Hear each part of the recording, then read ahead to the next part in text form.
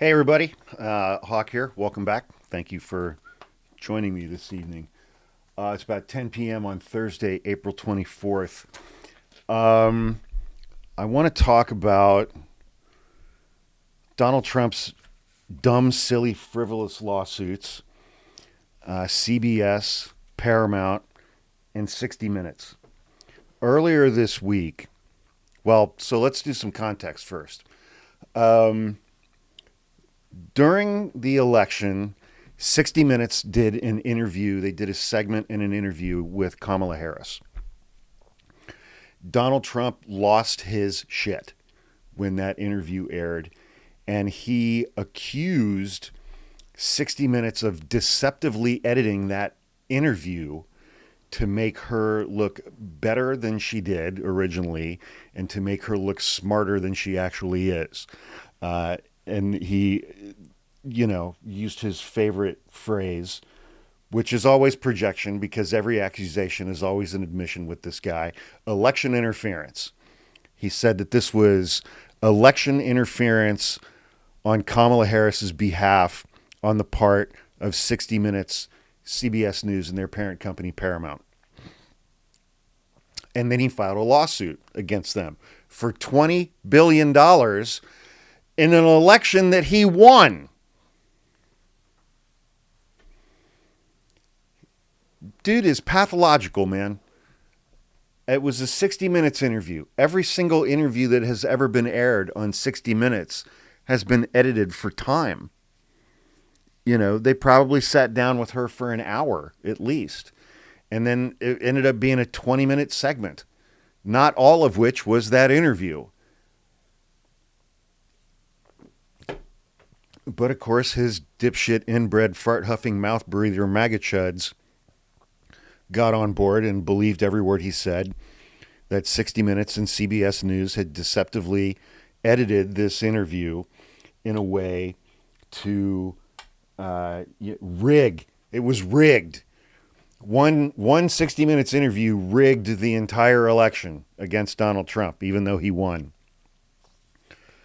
So that's kind of our starting point. And remember that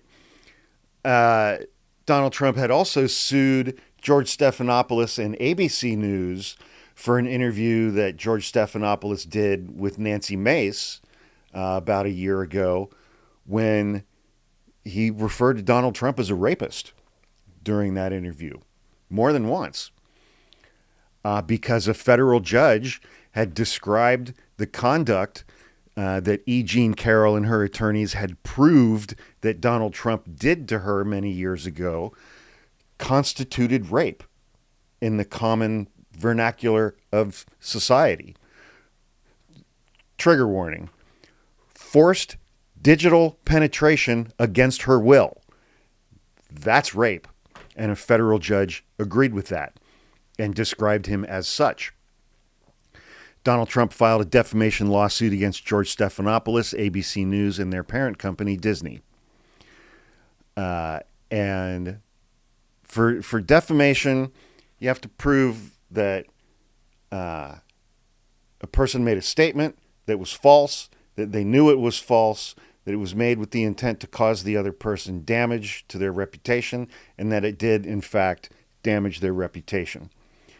A statement to other people.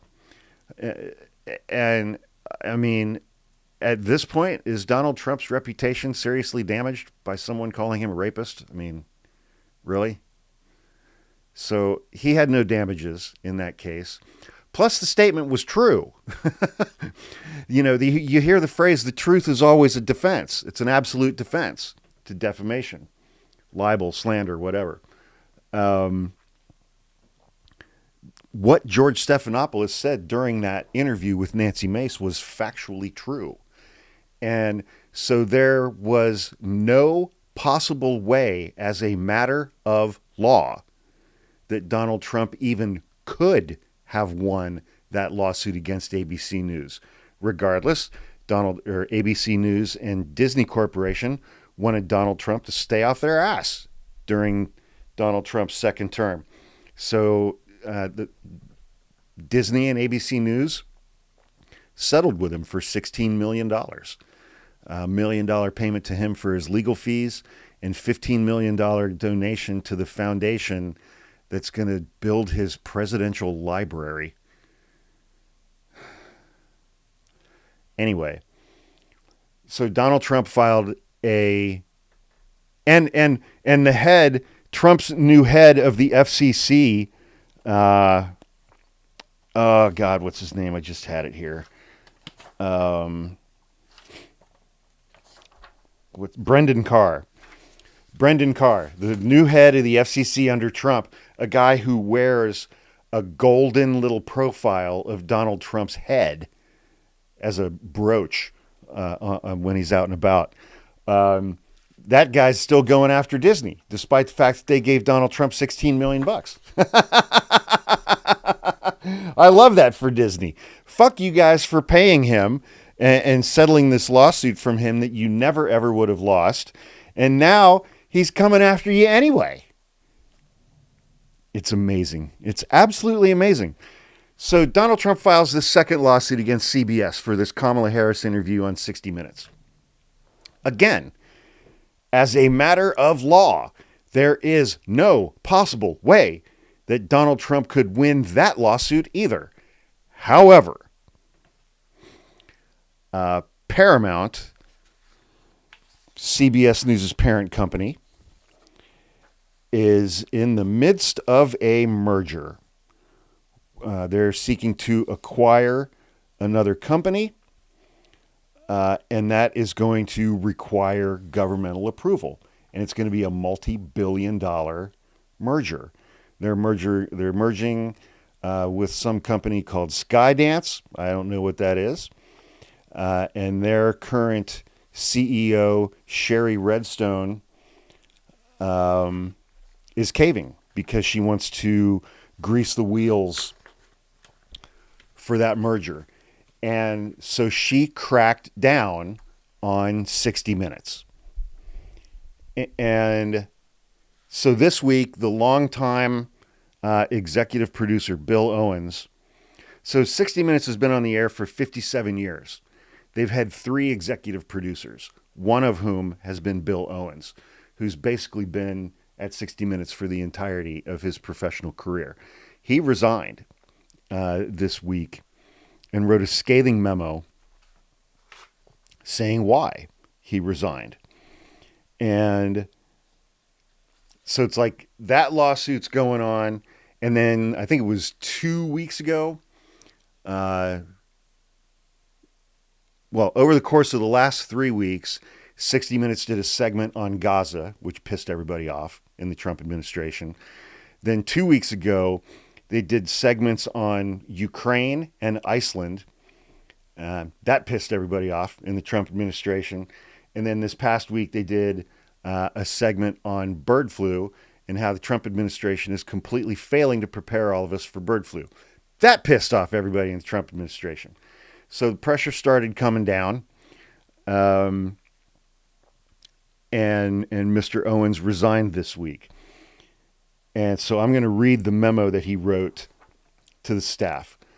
The fact is that 60 Minutes has been my life. My son was 6 months old, my wife was pregnant with our daughter, and my mother was in a coma when I spent 5 weeks on the battlefield in Iraq with Scott Pelley. My 60 Minutes priorities have always been clear. Maybe not smart, but clear.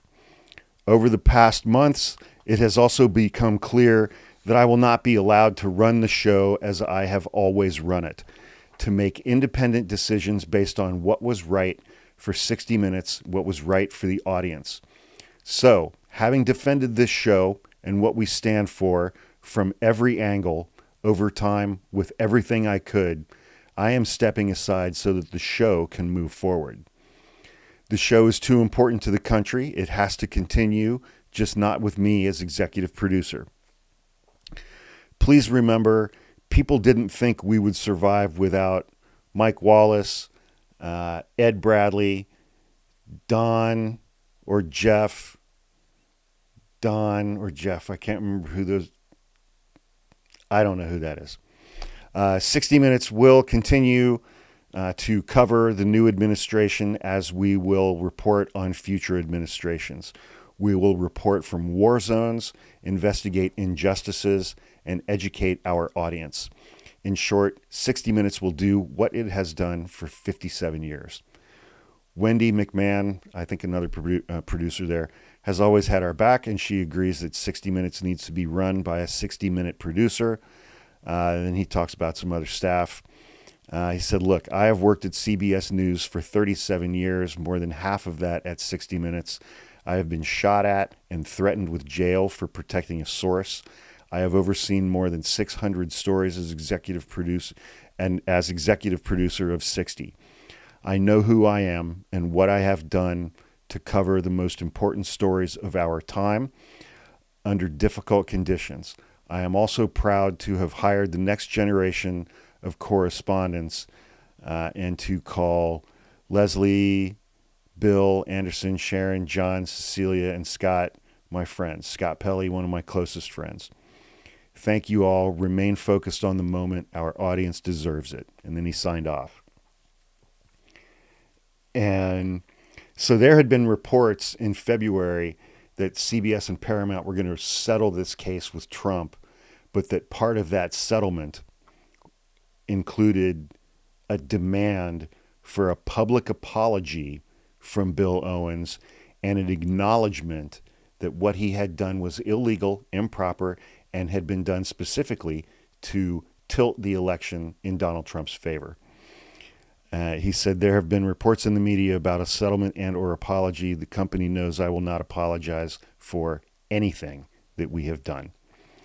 And so now CBS has had Trump FCC chair Brendan Carr up their ass. The Ukraine segment included a comment from correspondent Scott Pelley, who said that Trump was rewriting history, saying falsely that Ukraine had started the war. And it showed a clip of Trump calling Zelensky a dictator without borders. And then they did a segment about Iceland and people from Iceland saying, we're not for sale to the United States. That pissed Trump off. When those two segments aired in the same episode, and the following morning, Trump, or, at 3 o'clock in the morning, who the fuck knows with this guy, man? Trump tweeted, or Truth Socialed, the following. Almost every week, 60 Minutes, which is being sued for billions of dollars for the fraud they committed in the 2024 presidential election with their interview of failed presidential candidate Kamala Harris, mentions the name Trump in a derogatory and defamatory way. But this week's broadcast tops them all. That was all one sentence. They did not one but two major stories on Trump, all caps, one having to do with Ukraine, which I say is a war that never would have happened if the 2020 election had not been rigged. In other words, if I were president, and the other story was having to do with Greenland, casting our country as, led by me, falsely, inaccurately, and fraudulently. That was all one sentence. I am so honored to be suing 60 Minutes, CBS Fake News, and Paramount over their fraudulent, beyond recognition reporting. They did everything possible to illegally elect Kamala, including completely and corruptly changing major answers to interview questions, but it just didn't work for them. They are not a news show, but a dishonest political operative simply disguised as news, and must be responsible for what they have done and are doing. They should lose their license. Hopefully, Federal Communications Commission Chair, as headed by highly respected Chairman Brendan Carr, will impose the maximum fines and punishment, which is substantial, for their unlawful and illegal behavior. CBS is out of control at levels never seen before, and they should pay a big price for this. Make America great again, all caps. I think every now and then it's important to read some of his Truth Social rants in just a normal, calm tone of voice, because I think that when you read them in a normal, calm tone of voice and you're not trying to hear it in Donald Trump's voice, and you're not, trying to do an impersonation of Donald Trump when you read it, when you read his statements like that in a calm tone of voice, it becomes that much clearer how completely fucking insane he is. He is a madman. He is a complete and absolute lunatic. That is some of the most unhinged shit that I've read in a very, very long time. And he posted that at 3 o'clock in the morning because he saw 2 segments on 60 Minutes that he didn't like, where they said things about him that were not complimentary.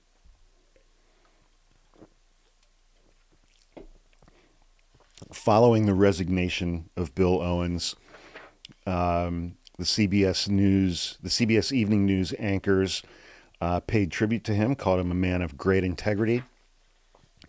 And they said flat out that he left because he was no longer allowed to run the broadcast as it had been run. They said he's a man of great integrity. They will always be grateful to him for his wisdom, his guidance, and above all, his friendship. Now, CBS's parent company, Paramount Global, is currently seeking government approval for a merger with Skydance. Sherry Redstone, the controlling shareholder of Paramount, reportedly cracked down on 60 Minutes recently over a segment the show reported on the war in Gaza that she considered to be too critical of Israel. CNN anchor Jake Tapper blasted Paramount Global and Sherry Redstone and Trump's lawsuit on his show Tuesday night. He said the following: "The president alleges that editing the 60 Minutes interview and running 2 different answers to the same question helped Vice President Harris and amounted to electoral fraud. In reality, this is just editorial discretion. Editors do it all the time with recorded interviews, including all the time with taped interviews by Fox News. That's accurate." He then went on to name check Sherry Redstone and lambasted her and said, "Sherry, I hope the money was worth it." So, Trump's corruption, intimidation, and financial shenanigans are blackmail, coercion, bribery, whatever you want to call it, is touching just about every single area of our life. I like 60 Minutes. I hope that it stays as 60 Minutes. I hope that happens. But I think that's going to probably be a little bit more challenging now that Bill Owens was forced out in this way. Anyway, tomorrow's Friday. I hope everybody has an amazing, fun, and safe weekend. If you're protesting this weekend, please do not give law enforcement any reason to arrest you. Unless you're into that kind of thing. There's no kink shaming here on Hawk's Page. Do your thing. Anyway, if you enjoyed this video, please click like, leave a comment, subscribe to my page. It's free. You can also check out our merch store at hawkmerchstore.com. Thanks for watching, everybody. I'll see you soon. Have a great weekend.